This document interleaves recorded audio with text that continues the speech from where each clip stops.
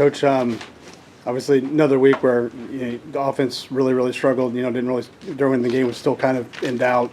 Couldn't get anything going. Just kind of where do you go from here offensively? And obviously made a change at quarterback. Can you talk about that?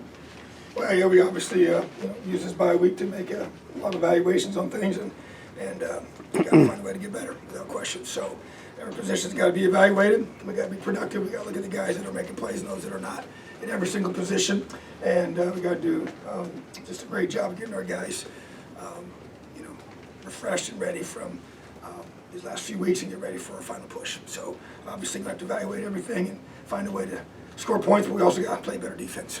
That was start of the game defensively was very poor and very frustrating. So giving up too many explosive plays. Sammy, then Zach. Coach, you go for it 6 times on 4th down, fake pump. What is the desperation level of this team right now?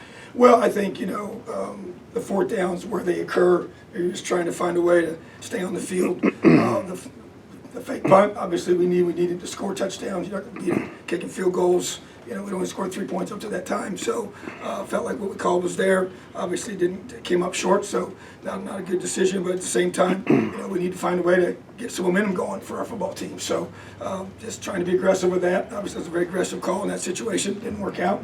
But, that game when we were down the way we were, we need to get something going right away to give us a chance to win the game. So that was the objective there, and trying to be aggressive. Zach, then Mason. So I guess with the bye week, it would seem the obvious time if dramatic change was necessary anywhere, whether it was positionally, whether it was play calling. Is that something we would consider? You talk about evaluating everything. Would you include evaluating some of maybe the most, fundamental elements of the way things are structured offensively and defensively? Yeah, I think, but I think for tonight, I just think that we need to execute the calls better, from what I saw.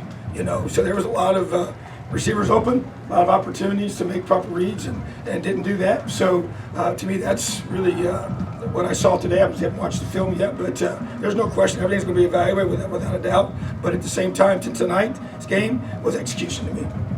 Mason, then Seth.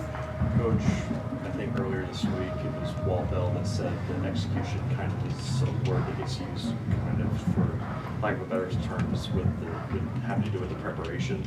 Would you say that it stems from the preparation from this week, the execution misfalls today, or where does that come from? I don't think so. I felt like we had a good week of preparation.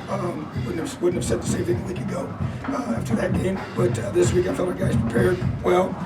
We just, we missed some open receivers and we didn't make some good reads. And so those are critical things you have to have in critical situations, critical downs at times. And there's just overall, both sides feeding off of each other. Obviously when the defense comes out and gives up chunk plays, several in a row, it just creates a very negative environment for both sides of the ball. So you obviously both sides got to step up, and we got to get a whole lot better. Because I do believe we have a chance to be better. I do believe that for sure. But we got to do it. It doesn't matter what I say or think.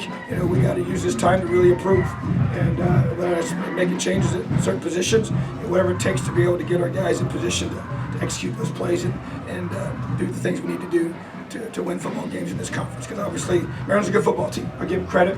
They got an excellent quarterback and a lot of talent, and so hats off to them. And I believe we definitely played one of the top teams in the Big Ten without question. But at the same time, we didn't play good enough. Seth and Zion.